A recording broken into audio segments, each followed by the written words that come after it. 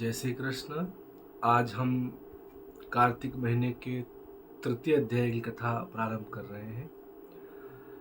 एक समय की बात है, सत्यभामा जी ने भगवान कृष्ण से पूछा कि कार्तिक महीना ही इतना पवित्र क्यों है, क्या कारण है कि कार्तिक महीना इतना श्रेष्ठ और पवित्र माना जाता है। तब भगवान कृष्ण ने हंसते हुए कहा कि एक बार यही प्रश्न भगवान पृथु ने नारद जी से किया था और उस समय नारद जी ने बड़ा सुंदर प्रसंग उनको सुनाया और उसी कथा को भगवान सत्यभामा जी को सुना रहे हैं।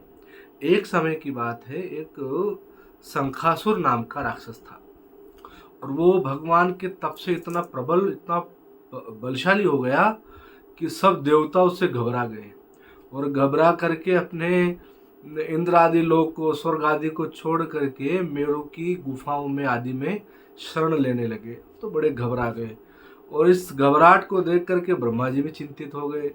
ब्रह्मा जी ने कहा कि देवता ही इस संकट की स्थिति में इतने कष्ट को झेल रहे हैं, देख रहे हैं, ये मुझे देखा नहीं जाता है, क्या करें। ऐसी स्थिति में ब्रह्मा जी देवताओं को लेकर के भगवान के पास में आए और जब भगवान के पास में आए तो उस दिन एकादशी तिथि थी। तब भगवान, जब ढोल नगाड़ों से भगवान को उठाया गया मधुर ध्वनि से, तो भगवान ने कहा कि देखो, आज कार्तिक शुक्ल एकादशी है, जिसको प्रबोधनी एकादशी भी कहते हैं। तो आज से जो भी इस प्रकार से एकादशी के दिन रात्रि के पहर में मुझे भजन भाव आदि करके जो मुझे याद करेगा, उससे मैं बड़ा प्रसन्न हो जाऊंगा।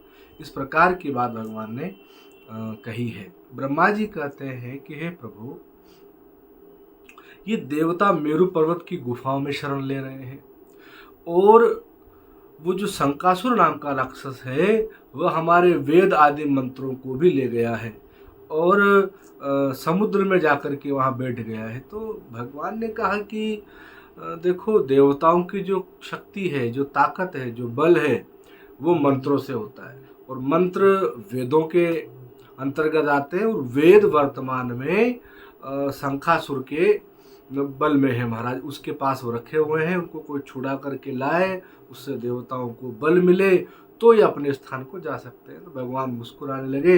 भगवान ने कहा कि किसी को चिंतित होने की जरूरत नहीं है। आज से, क्योंकि आप लोगों ने हमको जगाया है, तो आज से मान के चलिए कार्तिक महीने के लिए भगवान कह रहे हैं कि कार्तिक महीने में जो भी वेद मंत्र यज्ञ आदि जो भी हैं, वह जल में निवास करते हैं। क्योंकि मैं अब जल में जा रहा हूँ, 1 महीना वहीं रहूँगा, तो आज से पवित्र इस जल में जो भी प्रातः जल्दी स्नान करेगा उसके सारे कार्य सिद्ध होंगे और जो भी जल में दीपदान आदि करेगा उसके भी सारे कार्य सिद्ध होंगे, वो मेरा भक्त कहलाएगा। ऐसा भगवान कर रहे हैं। तो ऐसा भगवान बोल करके और कार्तिक महीने का विस्तार कहते हैं कि देखो, अब ये 1 महीना में जल में वास करूंगा। वो समुद्र का पुत्र है, इसीलिए समुद्र में जाके बैठा है और मैं भी वहीं जा करके उसे सिद्ध करूंगा।